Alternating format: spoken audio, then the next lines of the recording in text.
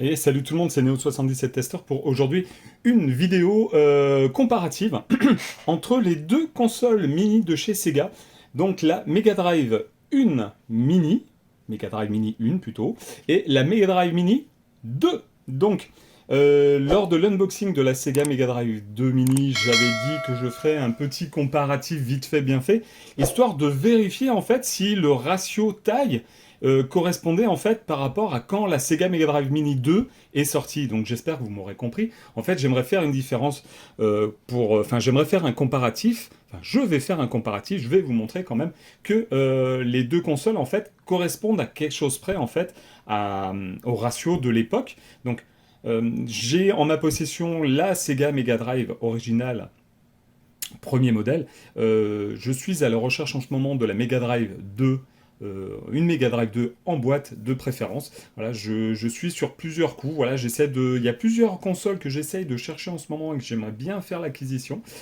Surtout en boîte. Alors après, effectivement, les consoles en boîte sont carrément beaucoup plus chères, mais là n'est pas la question.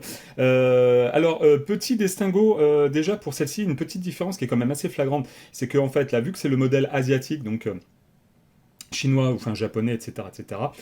C'est pas vraiment, enfin c'est la Mega Drive Mini 1, donc version asiate, on a une différence au niveau du bouton là. Alors je sais pas pour les connaisseurs, enfin pour ceux qui possèdent la Sega Mega Drive PAL, c'est-à-dire Europe, ici normalement il me semble-t-il que le bouton était gris, blanc ou rouge, enfin je sais plus si c'est gris, blanc ou rouge, enfin un truc de ce là et non bleu. Voilà. Donc là, il y a déjà une petite différence par rapport à ça. Ici, c'était noté en blanc aussi. Je crois que là, la partie qui était ici, Power On, était en blanc. Et le Sega, comment dire, Mega Drive Sega était marqué aussi là, comme ici, en blanc. Voilà. Alors, la petite comparaison, en fait, on a bien les ports USB, donc on va refaire un petit tour des deux modèles. On a bien les prises USB ici pour les deux manettes qui correspondent en fait à l'emplacement des manettes originales de la Mega Drive 1. Et par rapport à la Mega Drive 2, nous avons aussi ici donc la Mega Drive 2 et la Mega Drive 2 Mini. On a exactement les mêmes placements sur la Mega Drive 2 et la Mega Drive 2 Mini pour les ports manettes. Au niveau du bouton Power, il y avait une question que je m'étais un peu posée en fait. Je pensais que l'allumage en fait se faisait comme ça, c'est-à-dire de gauche à droite, et en fait non, il se fait de droite à gauche. Et là, en fait, on voit bien ici, on repart sur le modèle de la Mega Drive 1, vous voyez, c'est marqué off à gauche et on, donc il suffisait de mettre hop, on comme ça et off comme ça. Donc là, je pensais que c'était différent sur la Mega Drive 2, mais bon, en fait, non. Là, j'avais pas enlevé. Alors, si vous voulez voir l'unboxing de cette console mini, checkez dans mes vidéos, hein, vous verrez l'unboxing complet, avec quelques différences encore. Là, il y avait une petite protection en plus que j'ai laissé. Je l'ai utilisé une fois pour un petit peu voir ce qu'il y avait dedans. Et joué à deux trois jeux. Après, je l'ai remis dans sa boîte pour en déco dans ma vitrine en fait. Voilà. Ça me fait penser qu'un de ces quatre, je ferai peut-être une petite vidéo pour vous montrer un petit peu la collection, comment elle avance et ce que j'en fais et ce que je montre aux amis quand ils viennent ou des personnes qui sont des parents d'amis de mes filles, etc. Qui sont des fois qui se posent des questions et qui sont étonnés de voir un collectionneur de consoles et de jeux vidéo. Enfin bon bref, voilà. Donc le rapport ratio taille, hauteur, etc. est, comment on peut dire, ultra bien respecté, parce que vous voyez ici la Mega Drive 1 mini qui est un petit peu plus grande, un petit peu plus large, mais en fait, quand on regarde les deux consoles d'il y a 25-30 ans en arrière, c'était exactement pareil. La Mega Drive 1 était un petit peu plus grosse, un peu plus large que la Mega Drive 2. Après, il y a autre chose que j'ai remarqué quand j'ai allumé, là j'ai joué un petit peu à quelques jeux sur la Mega Drive 2 mini, qui sont en fait entre guillemets qui sont très très bien les jeux. Alors franchement, il y a des jeux, ça m'a fait vraiment plaisir de rejouer, par exemple à Super Street Fighter 2, Virtua Racing, Earthworm Jim 2. Enfin, il y a vraiment des jeux qui sont voilà. Il manque peut-être les Sonic 2, enfin les Sonic, comment dirais-je, sur la Mega Drive 2 mini, Sonic 1, Sonic 2. Enfin, Sonic 1, Sonic 2, il y a Sonic CD dessus. Là, il y a Sonic 2, je sais plus s'il y avait Sonic 1 ou pas. Normalement, peut-être que oui, je sais plus. Enfin, vous me direz dans l'espace commentaire. Là n'est pas la question.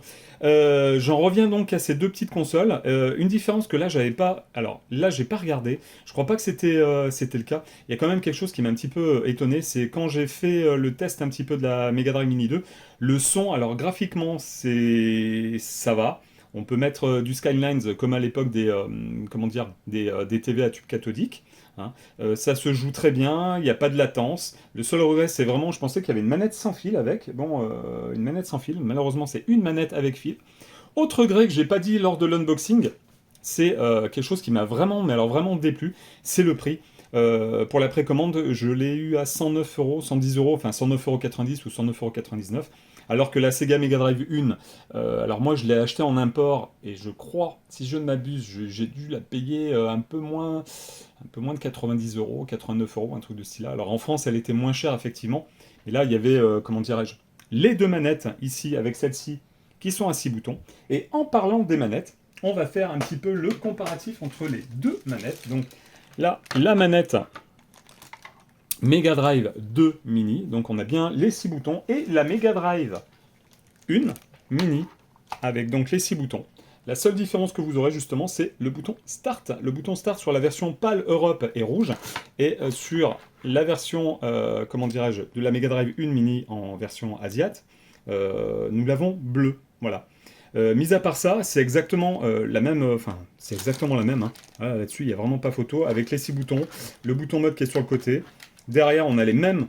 Alors, hop, on a exactement les mêmes. Je ne sais pas si je vais pouvoir faire le focus dessus. Est-ce que, voilà, nous avons exactement, voilà, les mêmes styles de manette avec les mêmes, enfin, quelque chose près, les mêmes références. Je ne vais pas regarder au numéro près, mais quand on regarde bien, voilà, je vous laisse vérifier. Je refais le focus après.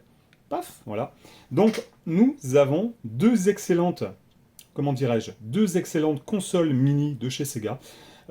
Avec en prime, ici, j'ai oublié de parler en fait de la Mega Drive 2 Mini. Il y a une option aussi qui est très intéressante, et on voit la petite différence entre la Mega Drive 1 et la Mega Drive 2. C'est qu'au niveau du son, il y avait une meilleure qualité quand même. Déjà à l'époque, sur la Mega Drive 1, je ne me rappelle plus trop pourquoi, je sais plus s'il n'y avait pas une puce en plus qui décodait ou qui améliorait un petit peu le son. Alors que sur la Sega Mega Drive 2 et 2 mini, on n'a pas, enfin 2 mini heureusement, mais la 2, on n'avait pas ça, et le son était un petit peu moins bon. Et je me rappelle quand même, alors après, avis aux experts de chez Sega, parce que je ne suis pas un expert de chez Sega, j'aime beaucoup la marque, mais j'étais quand même plus Nintendo, bercé par la NES chez mon voisin et ma Super Nintendo à l'époque, où pour moi la qualité sonore sur la Super Nintendo, enfin du côté de Nintendo, était un cran et un bon cran au-dessus. Enfin, je trouve que c'était quand même un bon cran au-dessus. Après, niveau qualité des jeux, c'est ça, on peut en discuter pendant des heures et des heures. Il y aura toujours les pros Nintendo et les pros Sega. Moi, j'ai été entre guillemets pro Nintendo parce que j'ai préféré en fait le fait d'avoir une manette 6 boutons avec les gâchettes L et R, et je trouvais que ça c'était vraiment une très bonne idée et une bonne avancée par rapport aux manettes 3 boutons avec ABC de chez Sega pour les Mega Drive. Mais voilà, après ils sont bien rattrapés avec les manettes 6 boutons. Heureusement pour les jeux de combat, c'était quand même vachement mieux. Enfin bon, bref, voilà. J'espère que cette petite vidéo. Ah oui, si. Alors, ici, il y a quand même une option où on peut avoir le son des jeux, le son Mega Drive 1, donc c'est direct le chip qui avait intégré, qui avait en plus en fait sur la Mega Drive 1, et n'oubliez pas, dites-moi si je dis des conneries, hein, je peux dire des bêtises, il n'y a pas de problème, je ne suis pas un expert de chez Sega, et on peut mettre soit le son Mega Drive 1 ou Mega Drive 2 sur la Mega Drive 2 Mini. Il y a une option par rapport à ça. J'ai découvert ça vraiment par hasard. Moi, j'ai lancé les jeux comme brut de décoffrage. On a aussi les options Skylines, comme je dis, comme pour simuler en fait l'effet de la télé à tube cathodique. Voilà, donc c'était un petit comparatif vite fait bien fait, qui a duré quand même, oui, 9 minutes, ouais, qui va durer 9-10 minutes. J'espère en tout cas que cette petite vidéo comparative vous aura fait plaisir.